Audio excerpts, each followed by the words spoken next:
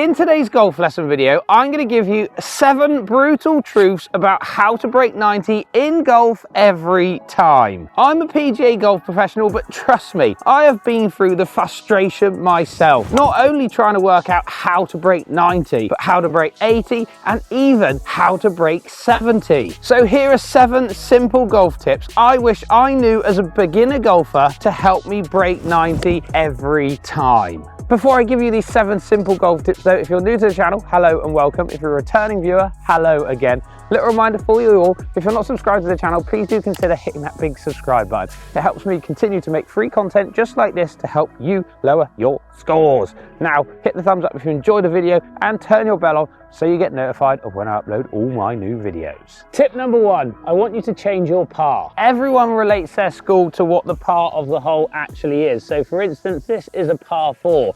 I want you in your head to start thinking that this is a par 5. It's going to relieve some stress and some pressure on you. Most golf courses are a par 72, aren't they? So if you bogey every hole, you're hitting 90. You beat your bogey score on one hole, you're breaking 90. Yes, please. Like better golfers, you need to be patient on making better scores than your par. I will hit this drive in a minute, don't worry. Even the best players in the world are trying to avoid disasters, and you should too. Get rid of those double bogeys, get rid of those triple bogeys on your card. Changing the par of the hole is going to build you with that confidence that you're able to make more pars. And then, like the pros as well, it's just about being patient and waiting for those birdies and pars to arrive. Tip number 2, let's continue that theme of changing the par.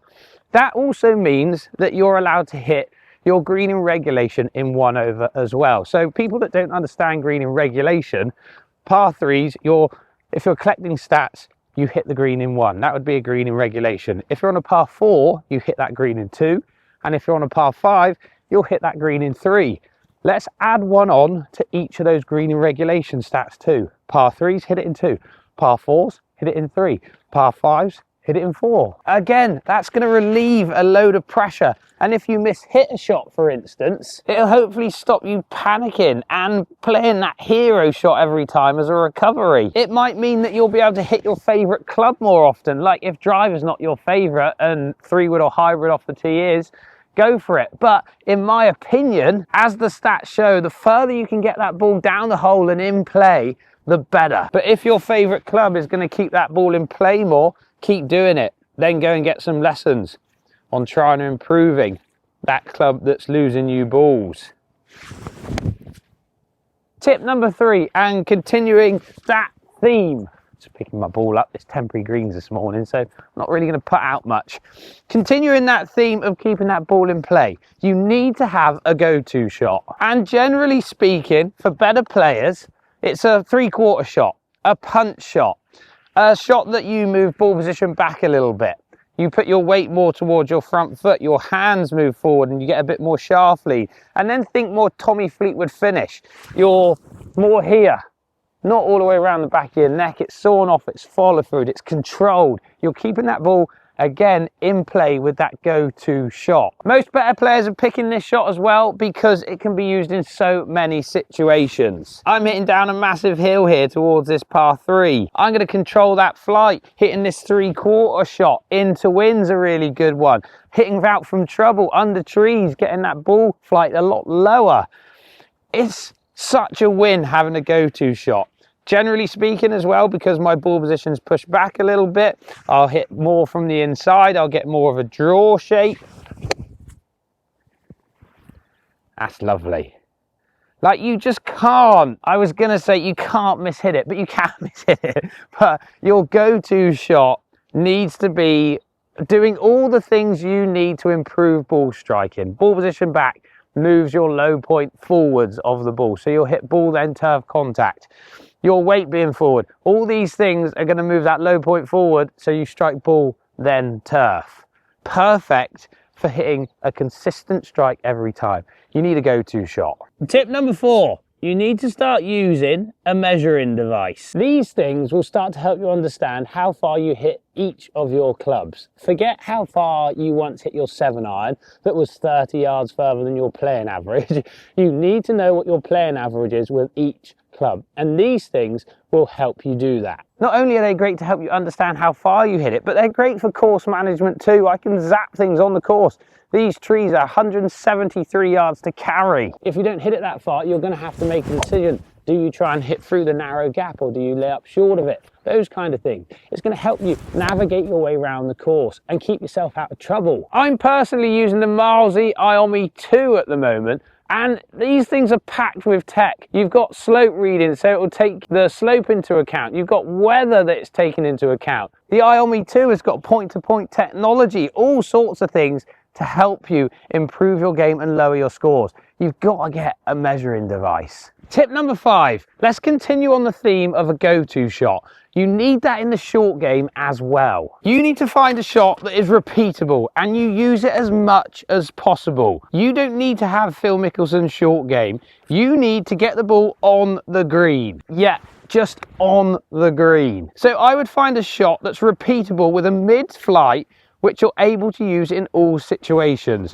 You can then change club and do the same technique. And then when you get better, you can think about adding new shots to your game. One of the biggest mistakes I see in the golf swing when it comes to short game is too much trail knee bend.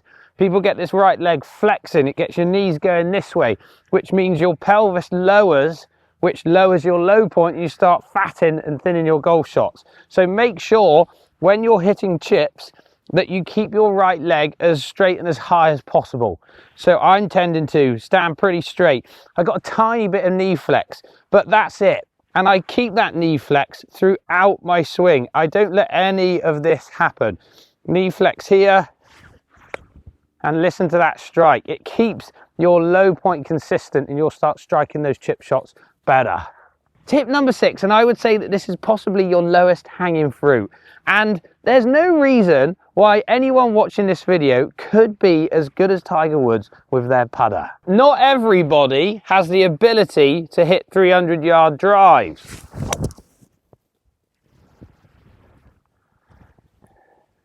Some of us do. But everyone can hit a putt. High handicap players, though, have more first putts from 5 to 10 feet.